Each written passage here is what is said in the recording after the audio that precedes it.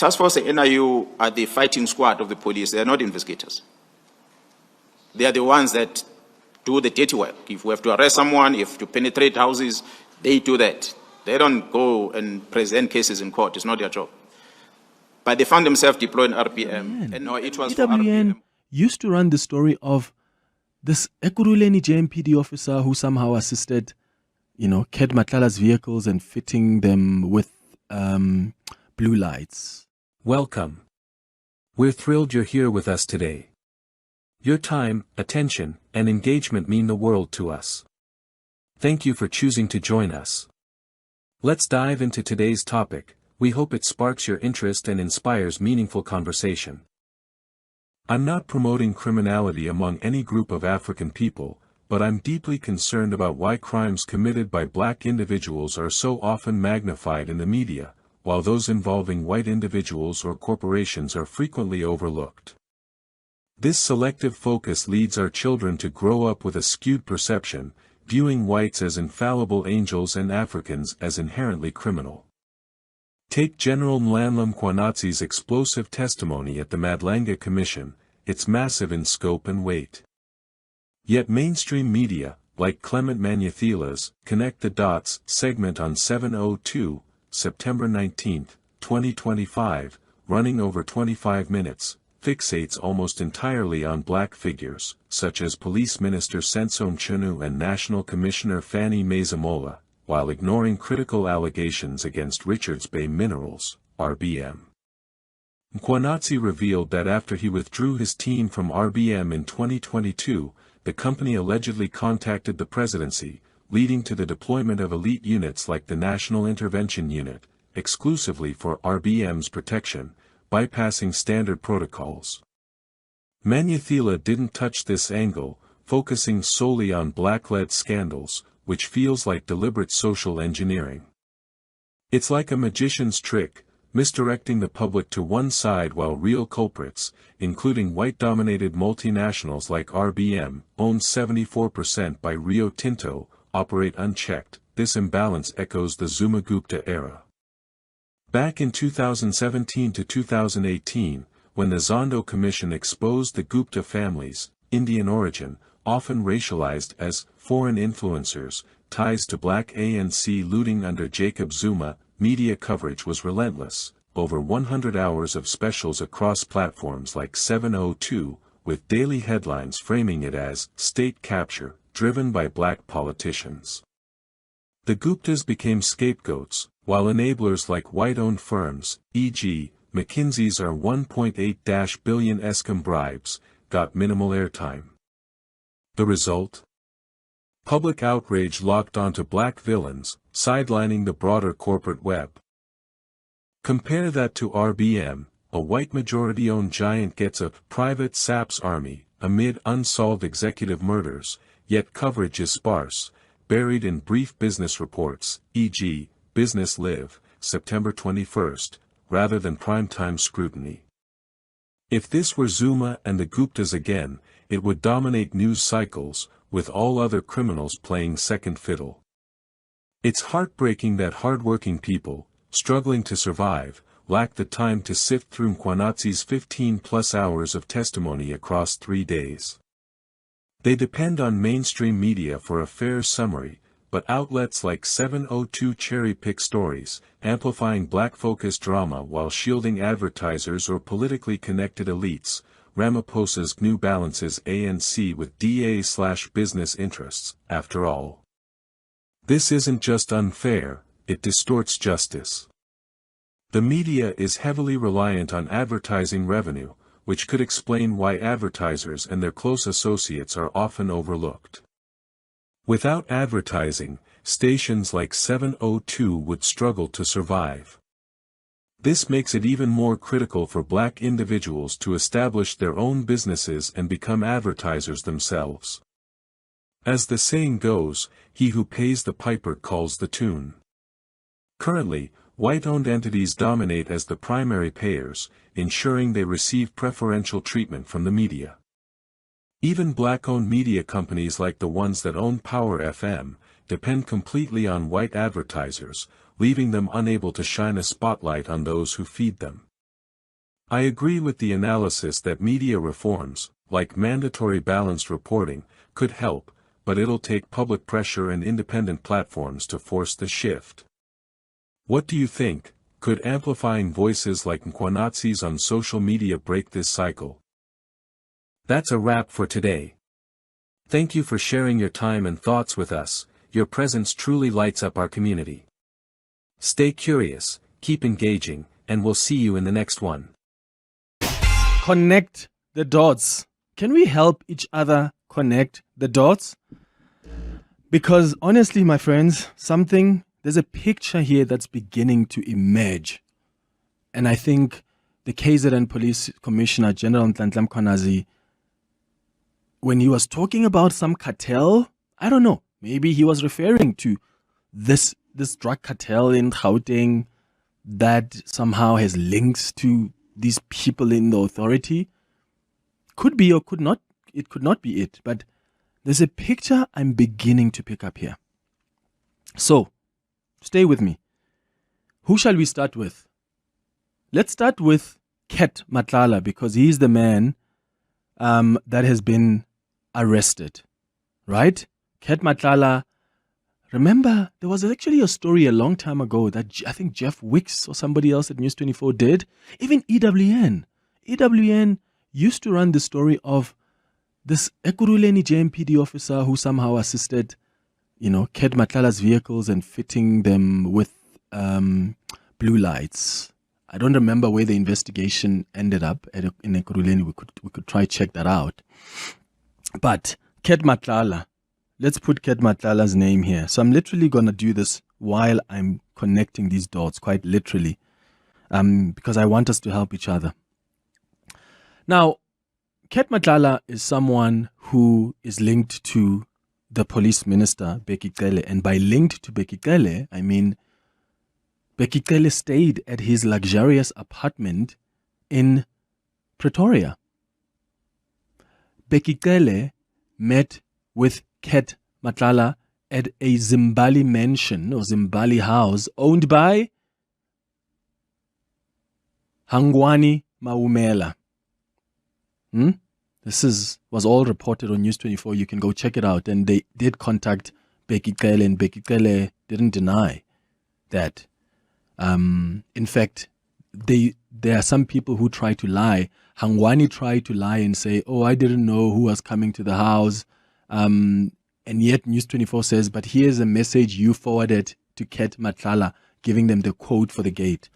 So, Ket Matlala, then there's Bheki Cele. What is Bheki Cele doing with Ket Matlala? What is Bheki Cele doing staying at a luxurious apartment owned by Ket Matlala and meeting with Ket Matlala, who, by the way, was just about to get a 300 million rand tender from the SAPS? Who was the minister of the police at the time? Later on, that contract, of course, was cancelled, but there's some monies that had already, I think 50 million rand or so, that had already been paid to his company. But that is very questionable for me. So, you've got Ket Matlala, there's Bheki Cele, then there is Morgan, or some people called him who? Hangwani Maumela. Hangwani Maumela. Hangwani Maumela uses his house to facilitate a meeting between Ket Matlala and the police minister Bheki Cele.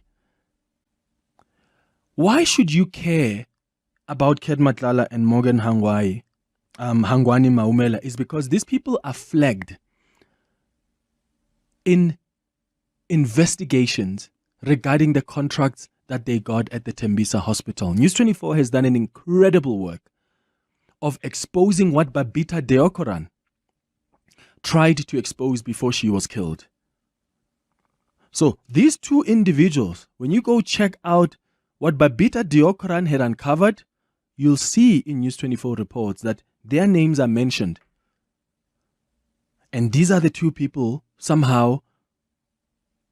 who somehow have a connection to the police minister, because the police minister was at this guy's house, according to News 24.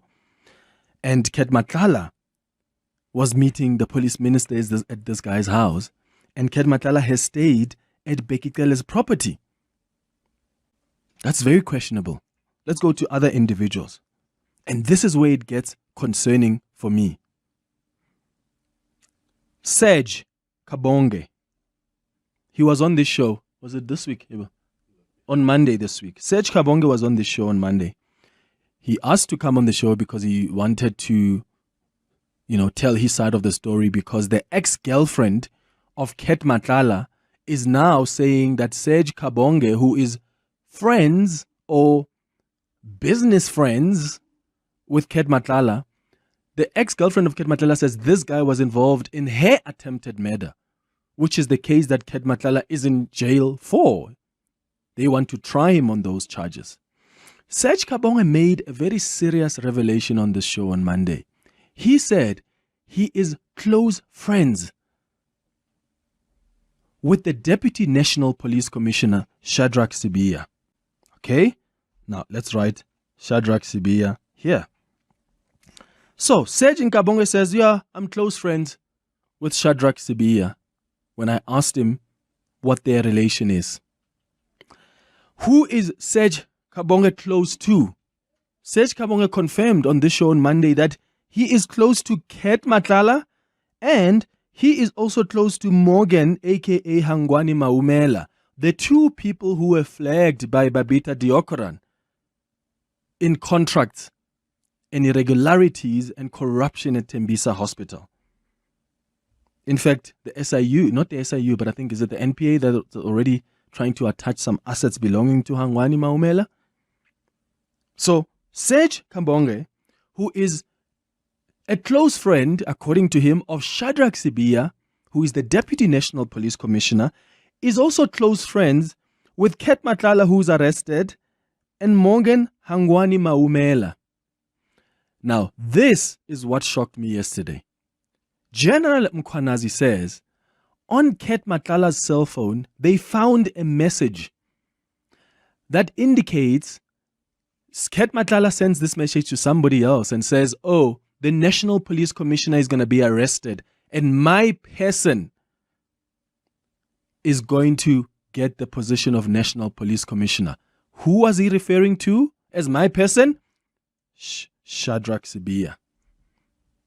Why is a person who's in jail, who has been arrested on such serious charges, calling the Deputy National Police Commissioner my person? And to be fair on Shadrack Sibiya, I mean, he probably doesn't even know why Ket Matlala would refer to him as my person. But let's look at the dots again. Is Shadrack Sibiya linked in any way to Ket Matlala? There's only one person who is common between them, who could possibly link them. Isn't that Serge Kabonge? Because he's besties with Shadrack Sibiya and also close friends with Ket Matlala. So Ket Matlala tells somebody that, oh, the National Police Commissioner will be arrested and Shadrack Sibiya, my person, is going to take over. That's got to concern you and I, my friends. A guy in jail? Remember the Guptas? When they knew about Fikile Mbalula's change in cabinet, when they knew about who's going to be appointed in certain portfolios, that reminded me of that. And I think that is concerning on the highest level. Now, which other name here am I forgetting? Now, Tebogo Tobejane. Tebogo Tobejane is the ex-girlfriend of Ket Matlala. So she's the lady that Ket Matlala, according to the police, sent people to kill her. Right? Stay with me. Ket Matlala is in jail now because the police are accusing him of having attempted to kill her ex-girlfriend, Tebogo Tobejane. Tebogo Tobejane has now submitted an affidavit to the police. What does she say in that affidavit? She says that she told Serge Kabonge, the guy who's besties with the Deputy National Police Commissioner, that Ket Matlala, her ex-boyfriend, may be involved in the murder of Babita Deokaran. She says, I told Serge, who's friends with Ket, that I think your friend Ket is actually the one who sent people to kill Babita, because there was a time we went to Tembisa and then he met with people who look like, Igabi. That's what she was saying. And she says, and Ket was when Babita was killed, Ket was acting weird that day. That's the information that Tebogo Tobejani has provided to the police. So Tebogo Tobejani claims that when she told Serge Kabonge this information, Serge Kabonge probably went to Ket Matlala and said, hey bro, your ex-girlfriend thinks that you sent people to go kill Babita Deokaran. And then Ket Matlala, according to Tebogo, that's when Ket Matlala sent people to kill Tebogo, because he was scared that Tebogo was going to start revealing information about how he acted weird and the people he met ahead of and after Babita Deokaran was killed. Do you see this web? I mean, this is wild. It's really crazy. Now, Malcolm X was on this show about a couple of months ago. Malcolm X, we interviewed him on the show, and there was a connection between Malcolm X and Katie Molefe. Malcolm X said, I think he knows Katie Molefe's brother or friend, but he says they're not directly linked. But in this case, Malcolm X was at Katie Molefe's house. Right? Malcolm X was at Katie Molefe's house. Now you've got to ask yourself, is Katie Molefe linked to Ket Matlala? Is Katie Molefe linked to Morgan Hangwani Maumela? I'm drawing this up because I really think that there is a web here that's beginning to emerge. There's certain business people, particularly in Gauteng, who somehow are close to very top people in law enforcement agencies. And I'm not saying these guys are criminals. I mean, the SAPS will conclude on that. They're still investigating, particularly on Ket Matlala's side and Hangwani Maumela's side, because those are the investigations I'm aware of, and Katie Molefe. But when you look at the names I've just mentioned, do you see the connection here? Do you see Brown Bukhosi is another one that I forgot. Brown Bukhosi is somehow, according to Mkonazi, linked to the police minister, because the police minister says, oh yeah, he's a comrade. But Brown Bukhosi is somehow also linked to Ket Matlala. So there's a web here. All the people I mentioned, there's a way you can link them to each other in some way or form, whether directly or indirectly. And for me, that's the kind of picture that's begun to emerge as General Mkhwanazi has been mentioning these names. What picture has emerged for you? What dots have you connected based on the information that General Mkhwanazi has revealed so far? Give me a call on 011-883-0702. WhatsApp's on 072-702-1702. 932. At the house of Maumela. So those are the things that are concerning.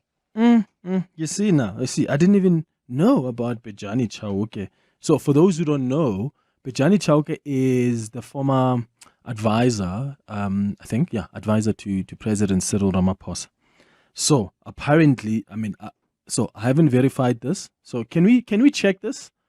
I'm asking the producers to check this out, right? I don't know where this came up, that Benjamin Chauke is linked to Hangwani Maumela. But that would also be significant, right? That will be significant. What I do know is that the president has already said that I don't know this Maumela guy. Apparently, he's the president's nephew from his first marriage, but the president doesn't really know him. So, yeah, unless we can establish that connection, I think it would be unfair to want to suggest that just because there is a relation of sorts that was uncovered there, then it proves corruption. But I think you're right. We have to scrutinize, because you just never know with these politicians.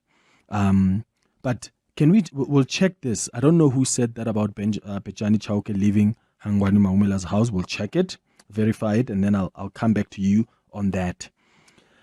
But yeah, there's a web. There's dots here that are being connected. Let me tell you about something else that I found particularly uncomfortable yesterday. And as I've said to you, I don't think there are holy cows here. Right? As I've said to you, I think that part of what we're seeing here is there are SAPS officials that are fighting for each other. and there are people that are fighting for each other to also try to control. Do you know how powerful crime intelligence is in the SAPS? That's very powerful. Do you know how much money is in crime intelligence? A lot of money. Because there's a lot you can do with that money without necessarily being too transparent and accounting. Like, for instance, they can't come and tell us publicly that, oh, we went and bought a safe house which cost us 100 million rand. So there's an opportunity there to misuse the secret fund. The opportunity does exist. So these are deeper fights within the SAPS and people who probably wanted certain positions or were promised certain positions, and then people who want to remove certain people from crime intelligence. So don't just think that this is just about some drug cartels that are being exposed. That's just part of the element, and we are grateful for that because it's really helping us understand the extent of this criminal enterprise. But make no mistakes. There are people here, these top cops are fighting each other. They are. One of the things that surprised me yesterday was General Ntantla Mkhwanazi talking about Dumisani Khumalo. Dumisani Khumalo at some point, or still is, was the head of crime intelligence. He's been arrested. He's been going in and out of court. And he had indicated that there are certain members of parliament who actually acted. I think what he suggested is that they acted to serve the interests of a drug cartel because of how they've mishandled confidential or classified information. And one of the people he mentioned was this Fadiel Adams, who says he got this top secret document and he took it to the police and opened a case. And Diane Collar Barnard, who is a DA member of parliament, and General Mkhwanazi says Diane Collar Barnard broke the law, fueling malicious attacks happening in crime intelligence directed at Khumalo. So already you can tell, right? Before, like you can tell already that General Mkhwanazi seems to have a good relationship with Dumisani Khumalo. They seem to be on the one side. You can already tell that Shadrack Sibiya and the police minister, Senzo Mchunu, they are on the other side. So General Mkhwanazi says that Diane Collar Barnard released a statement when about information that she should have taken to the Joint Standing Committee on Intelligence. But the surprising thing here, what surprised me was, but that wasn't information that was necessarily secret. That information was already in the papers. Like we all read, right? Many of us did read in the papers about the allegations that were being made about properties that are being bought by this secret fund without following the right processes. So what Diane Collar Barnard then releases a statement. But then General Mkhwanazi says, no, this person has to shut up about these things and not talk about them, which I find incredibly weird. So Diane Collar Barnard has given us a call now who wants to weigh in on this. So let's go to her quickly and then we'll take more of your calls. Diane, thank you for calling. Good morning. Good morning to you. Yeah, you wanted to come in. What exactly do you want to clarify? General Mkhwanazi says that you shouldn't have spoken out about that information. You should have gone to the Joint Standing Committee on Intelligence so that it can be ventilated there because there was sensitive information.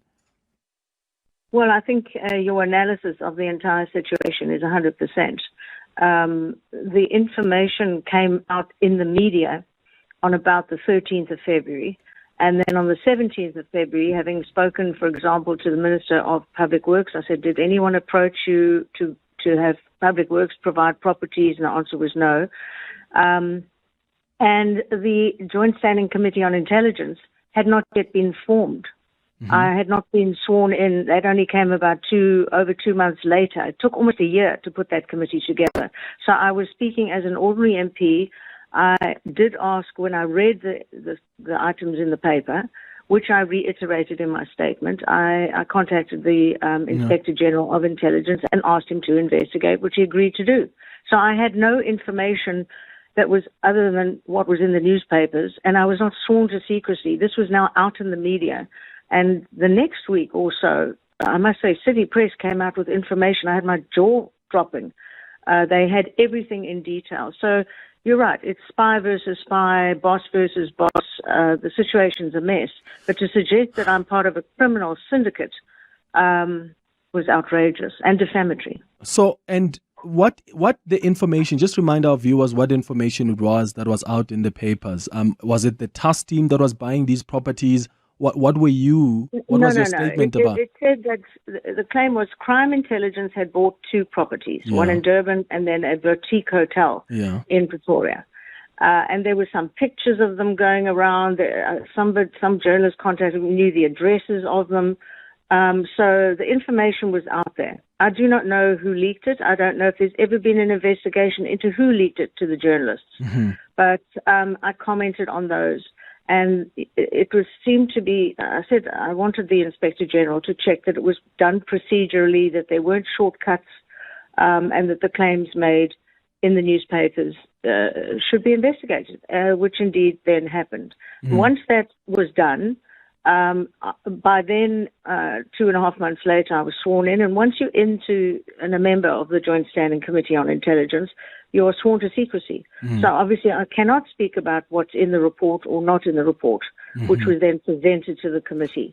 But to suggest that I somehow knew something or was a part of the JSCI and speaking out of turn is fabrications, entirely baseless allegations.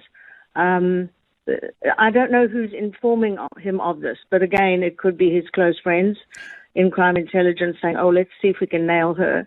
But it's a fabrication. Okay, so will you go there? Because the phase 2 of the commission is going to allow people that have been mentioned to come and rebut and defend themselves. Are you prepared to go and also provide all the evidence you have to the commission to explain your side? Look, I absolutely could. I'm taking advice. We may just write to the commission and say, look, here's the media statement, the date, here's the newspaper report and other newspaper reports that were all over the country. And here's the fact that I was only sworn into the JSCI on such and such a date. Yeah. So let's see if they want me there. I'm happy to repeat it all. All right. Yeah. Diane, thank you so much for coming through. So my concern here and what we need to be careful of, guys, is Jerome Connors is not the only whistleblower. It's not. And the mistake we will make is think that whatever he says, just take it and run with it. The reason there's a commission is that some of the things that he said have to be tested. And of course, like we've said, we've spent half of the first 30 minutes of the show, we were connecting the dots based on information he's provided, which is so critical.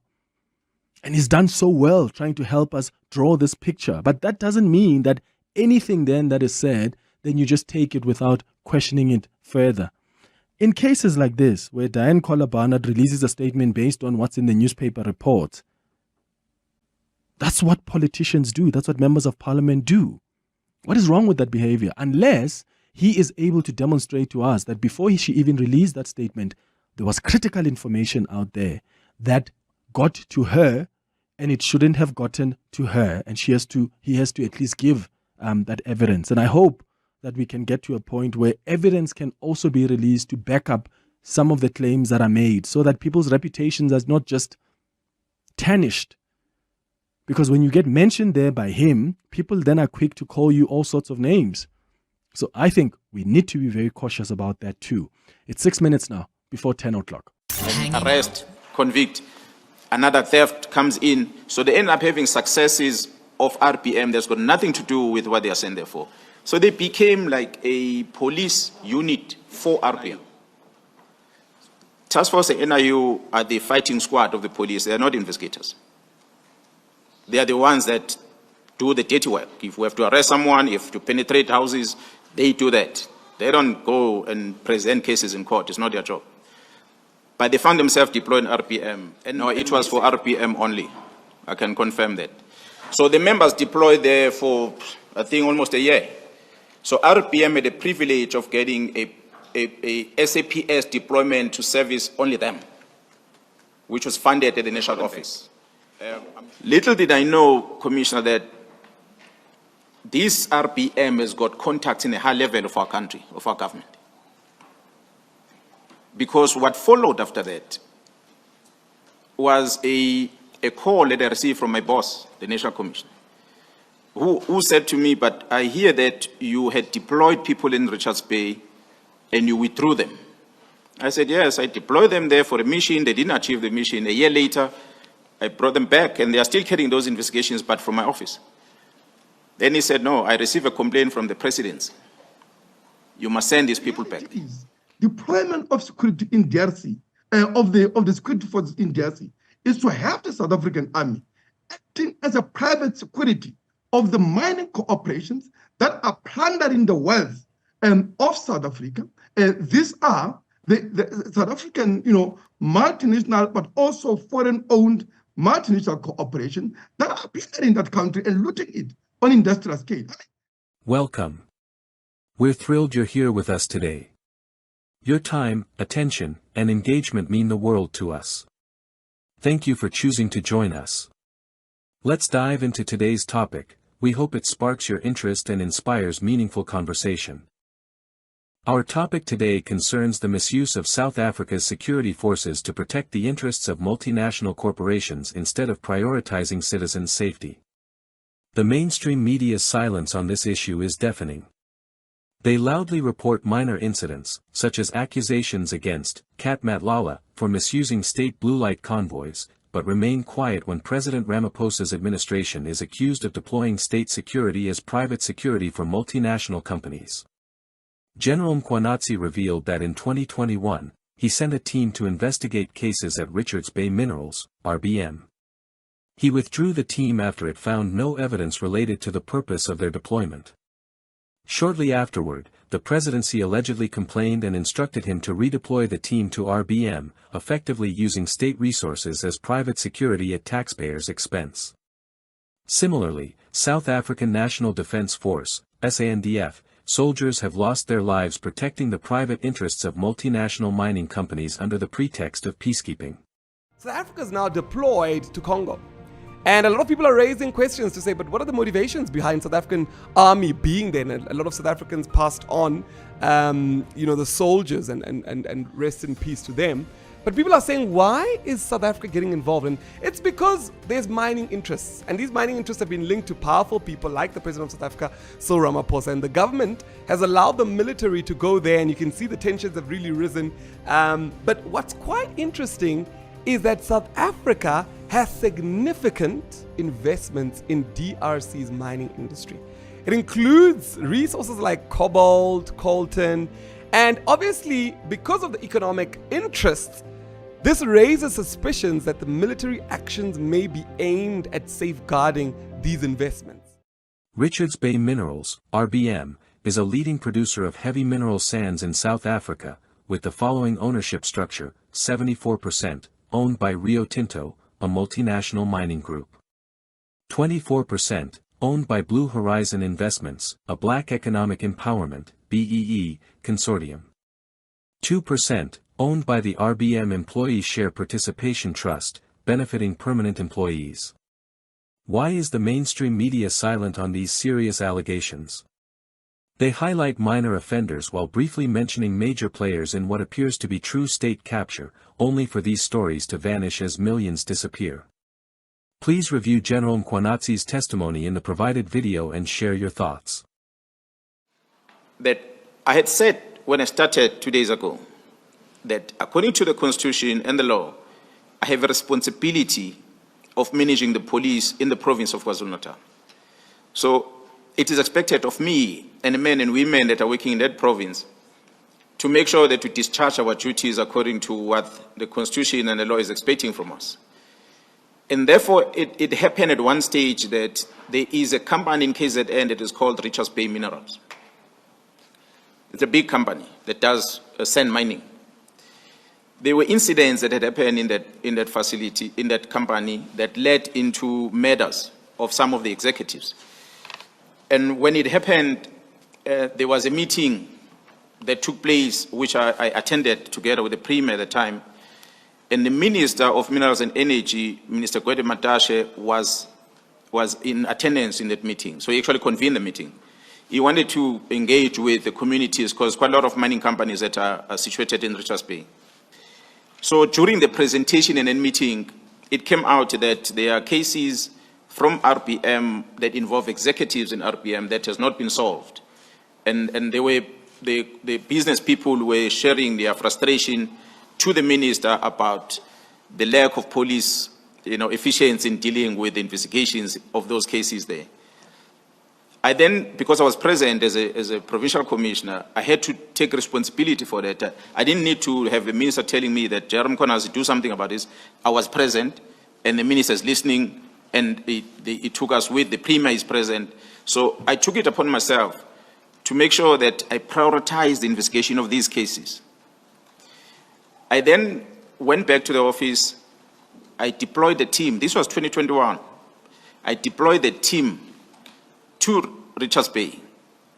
And the team is made out of detectives and the tactical team that must protect the detectives, because the complaint was around the tenders, business forums and all those things that are happening in the area. So I had to put the detectives together and have this team that is going to protect these detectives. So I paid out of the budget that was not budgeted for. If you recall, Commissioner, we spoke about teams that we can deploy ourselves as provincial commissioners. So I took it from the operational budget of KZN without telling the national commissioner, so I sent a team there. I accommodated them in the area there at Richards Bay, so I had to pay subsistence allowances and everything else. Theirs was to investigate those dockets. We were about roughly 5 or so case dockets. They stayed in Richards Bay for the whole 12 months. In that period, they couldn't crack those cases. And they were only assigned for that. They could not get us results. So on quarterly basis, I'm getting reports. They are doing a lot of successes. There's a lot of arrests and cases going to court, convictions, but it's not about these, which their mission is. Go and deal with these dockets and finalize them. So they're not resolving any of those dockets. Although I must say, commissioners, that they did arrest one person who was linked with the matter of the executive of RPM. They arrested the person, he was taken to court, and he applied for bail. The modus operandi, as we know, that when the criminal or hitman is involved, someone is going to pay the lawyers to defend, to make sure this person goes out on bail. Which I think some of the weaknesses in our system, that we don't ask questions, that you are unemployed, but you are affording a very expensive senior counsel to represent you on a bail matter. We opposed bail, and that person was released. As soon as he left our facilities, they killed him. And he was a link to take us higher the rank as to who would have sent him. But they killed him. So that case almost did not go far. But majority of the cases that the team ended up achieving were cases that of theft and the likes that were happening within RPM. So what will then happen is RPM, if there's a loss of something, that the theft of something, they go to a police station, they go with these detectives. When they arrive at the police station, open a case of theft, the detective will take this docket and investigate it and arrest, convict. Another theft comes in. So they end up having successes of RPM that's got nothing to do with what they are sent there for. So they became like a police unit for RPM. So as I was monitoring this, and I said to them, your mission was simple. Deal with a few cases, crack them, and then come back. But you are showing me successes of something that unrelated to what you were sent there for. So I cannot be spending money to have you there. Come back with those dockets. You will work from Durban. Durban and Richards Bay, it's an hour-and-a-half drive. So they could investigate while in Durban. So I brought them back. Little did I know, Commissioner, that this RPM has got contacts in a high level of our country, of our government. Because what followed after that was a call that I received from my boss, the National Commissioner, who said to me, but I hear that you had deployed people in Richards Bay and you withdrew them. I said, yes, I deployed them there for a mission. They didn't achieve the mission. A year later, I brought them back, and they are still carrying those investigations, but from my office. Then he said, no, I received a complaint from the presidency. You must send these people back there. So I said, okay, well, I don't mind to send them back, but you must give me the budget. because I don't have money to send people back there. Then he said, no, put up a plan. I'm going to finance it. Then they said, okay, that's fine. And I told my deputy to prepare a plan. Now my approach, commissioners, was that I'm no longer going to be sending people, these 5 members, to investigate the 5 cases from RPM. I'm now going to put a bigger team that is going to deploy in this area and service other business people as well as a community in that area. So I must have a bigger team because there's drugs in there, there's hijackings and many other crimes that are happening, and RPM is not the only one that is affected. So while I'm preparing that plan, which the National Commission confirmed that the CFO is going to make money available for that. While I'm preparing that plan, I then I received a phone call from a commander of the Special Task Force at the time, Brigadier Gaffley. I had said earlier I worked in the task force, so task force members and myself, we communicate. Most of them have got my numbers, so they call me anytime. Brigadier Gaffley calls me, and he is at RPM. And he says to me, General, I'm here deployed at RPM. So when I ask him, what do you mean you deployed at RPM? RPM as the company mine? And he said, yes. So I asked him, but who's there? He said, no, it's myself and the NIU. Task Force and NIU are the fighting squad of the police. They are not investigators. They are the ones that do the dirty work. If we have to arrest someone, if to penetrate houses, they do that. They don't go and present cases in court. It's not their job. But they found themselves deployed in RPM. And he says to me, General, I'm told that there were detectives that were deployed here that you withdrew. Can you have those detectives back here? So, because there must be investigation done, and I don't have anyone who does investigation. So I said to him, no, I think you need to come and see me. So he drove down to Durban. When he arrived in Durban, and I asked him, but who deployed you there? He said, no, I was deployed by my component head, General Zulu, who was a major general. She deployed us to come and work here, and I asked, so where are you deployed to? The entire area or RPM only? He said, no, RPM strictly. Our instruction is that you go to RPM, you don't work anywhere else. I was upset, of course, because I had planned, according to the National Commission, I'm going to deploy. So I phoned my boss, I said, you are telling me about the deployment RPM, at the same time you're telling someone else. What's going on? And he said, no, I think we need to engage with Jar Musigidi, who's a deputy national commissioner.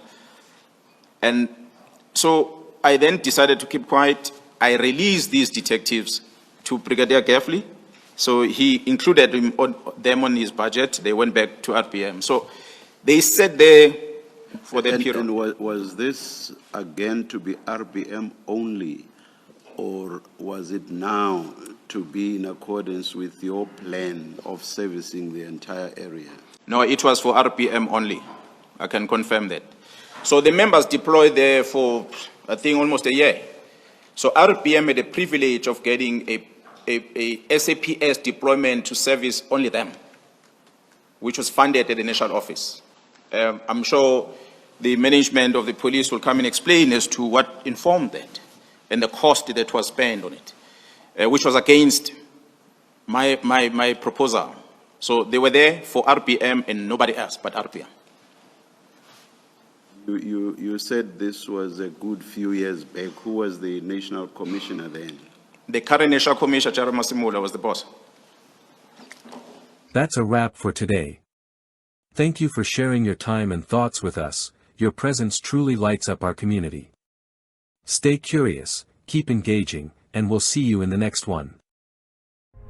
The South African National Defence Force has announced the 14 names of the fallen soldiers who died during the recent battle with M23 rebels in the Eastern Democratic Republic of Congo. Southern African leaders held a SADC extraordinary summit in Harare, Zimbabwe yesterday to discuss the crisis in the DRC. The soldiers are William Edi Kola, Mulahlei Ishmael Mulahlei, Shwa Hlane, Theophilus Siepe, Matume Justice Malesa, Renae Nemavulani, Itumeleng MacDonald Moreo, Tseke Moffat Molapo, Metse Stanley Raswiswi, Sibatane Richard Chokwe, Derek Maluleke, Tsidiso Andris Mabele, Calvin Louis Muachi, Mokete Joseph Mobe, and Peter Jacobus Stradom. The Minister of Defence and Military Veterans and Deputy Ministers have sent their heartfelt condolences to the families.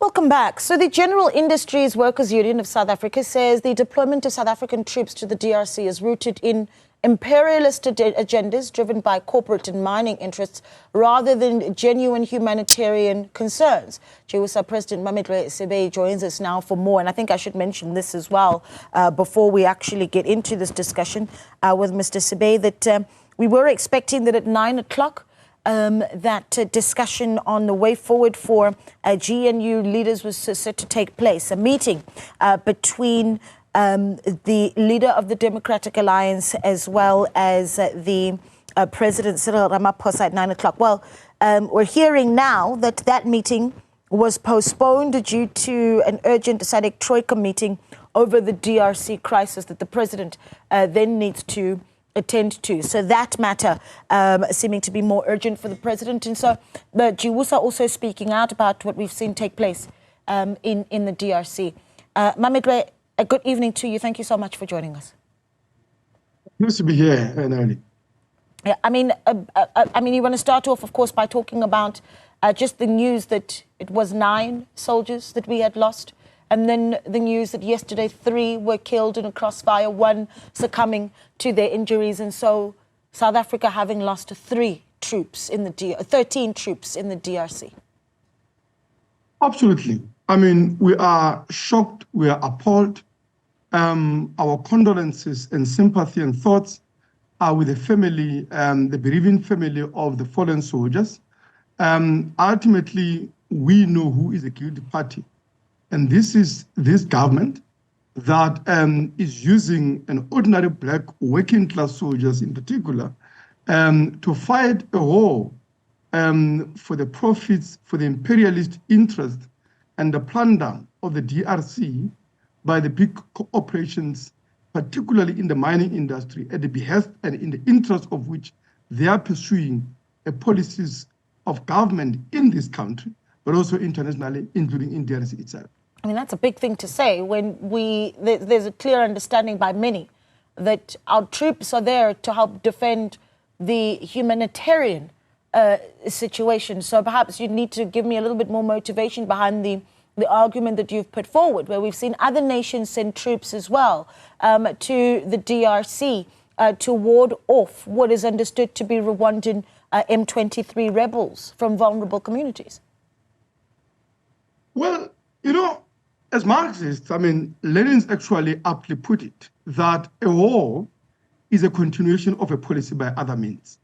And in order to understand the character of the intervention, we've got to analyze what class interest drives, decide, and of course, define the objectives of the policy the policy objectives of the dominant ruling interest in society. In this case, you have a government here that domestically in every matter, particularly on questions of conflict between the interests of the working class and of course the big corporations that have monopolized the private ownership of the economy, of the minerals, of the land in this country, it has clarified where its loyalty lies.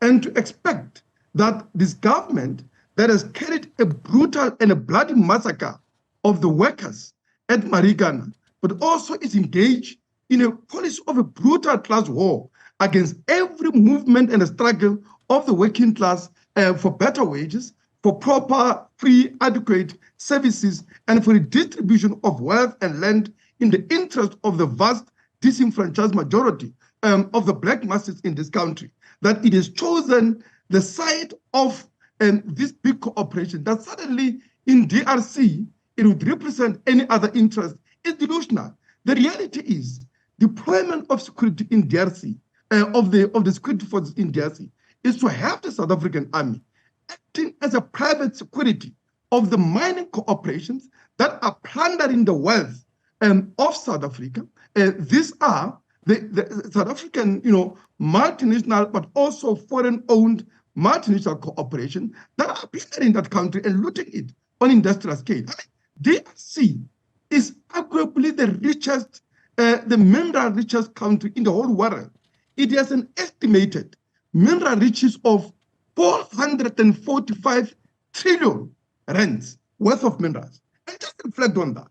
If that wealth was to be used in the service and in the interest of the Congolese people, they are to take ownership of it, they are to beneficiate it. You could not only abolish poverty, but also secure peace and comfort for the Congolese people. More than that, you can elevate their standards of living to levels currently unimaginable and not have all the Congolese people emigrating everywhere, and in this country in particular, being treated in a horrendous manner by this government that is one xenophobic.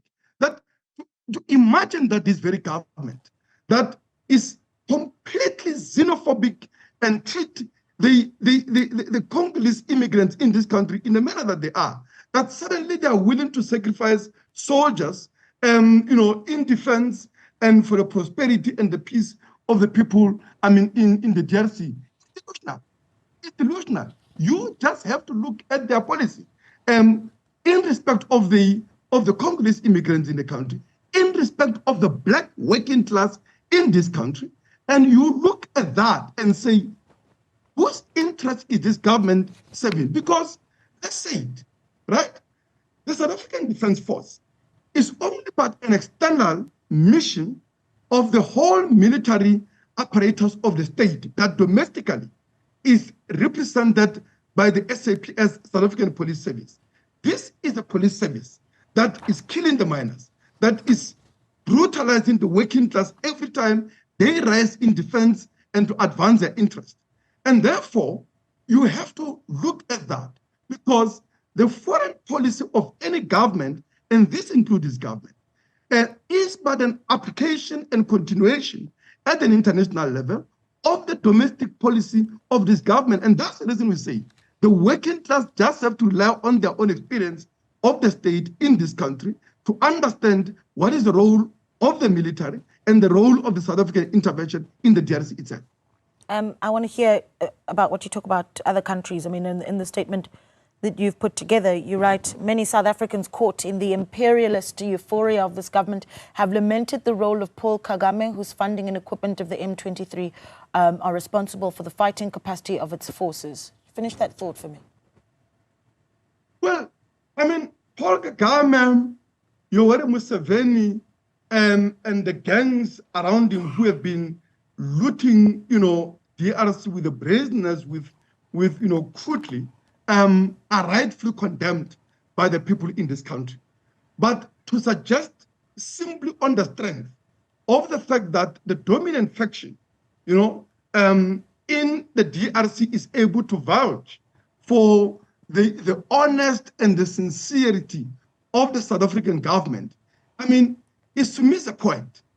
This does not exonerate them from the imperialist aims in anything. If anything, it actually means they are worse in their complicity, because this is a state that is propping up a very corrupt, dynastic, authoritarian regimes, previously of Kabila, now of Tshisekedi, I think, who is himself, like Kabila before him, a son of the previous ruler, is himself, a son of a former Mobutu-era prime minister, who is as corrupt and as authoritarian and as democratic as they get. So it is not by mistake that even the Congolese army itself is disintegrating around them in the face of this onslaught.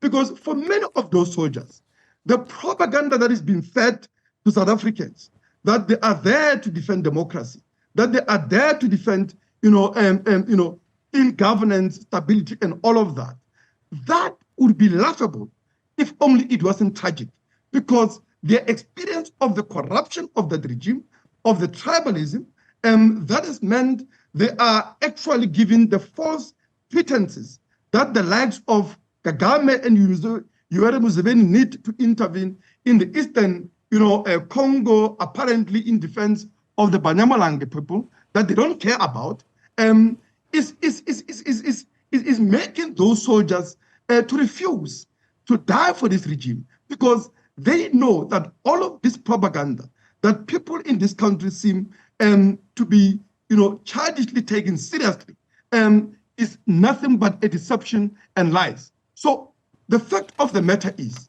we need the wealth of Congo for the Congolese people. And we need the Congolese working class to rise. And if this government, by the way, was really fighting for the people of Congo to claim their wealth, it will not be running short of the forces and the people of Congo who are willing to fight and die for their land, for their minerals, for their families, for their communities. Yeah. The reality is that they cannot even trust the people of Congo with that fight, exactly because they're not there for them. I want to hear this, because then I want to hear what the I suppose the recommendation then is to deal with the crisis, because what you do have is hundreds and thousands of people fearing for their lives. In Goma, for instance, fleeing their homes, trying to find safety. Yesterday, I was talking about how, human rights bodies are concerned. I think it was Amnesty International, if I'm not wrong, concerned that 1.5 million children's lives could be at risk in Goma. Very concerning. What then is the suggestion from Jeusa, for instance, on what the people of Congo should do with all the issues that you've raised this evening? Congo, the working class people of Congo need to rise up, and they need to be absolutely supported in that effort.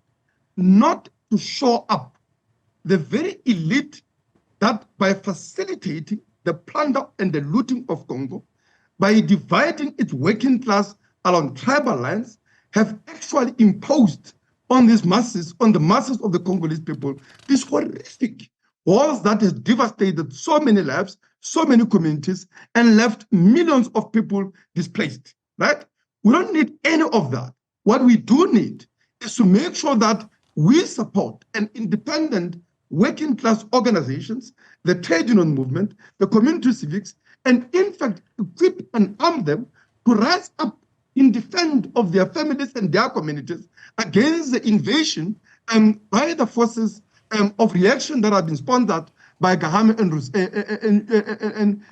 Yoweri Museveni, but the same as well by those forces that want to be plundering their resources, including, by the way, including South African listed multinational corporations that are playing a horrific role in the DRC, as they are doing here in Limpopo, in Northwest, and everywhere, right?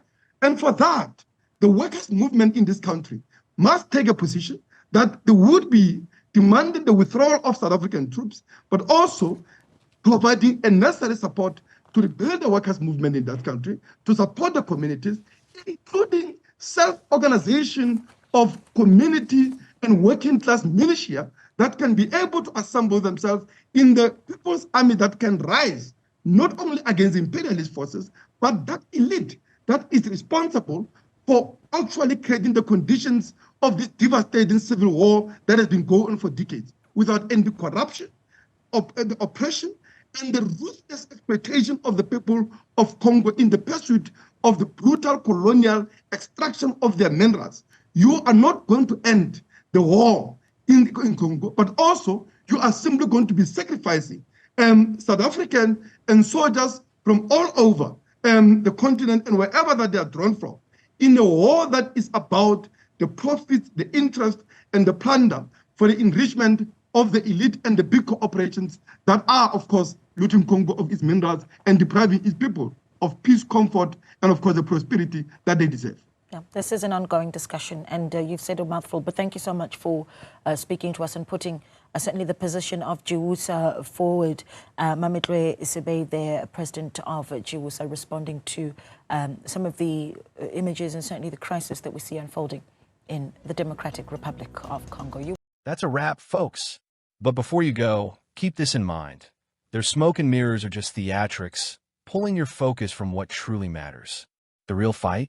It's always been about the land and the economy. Stay sharp, stay woke, and we'll catch you next time. The most important person in the world is the storyteller. The storyteller sets the vision, values, and agenda of an entire generation to come. Steve Jobs.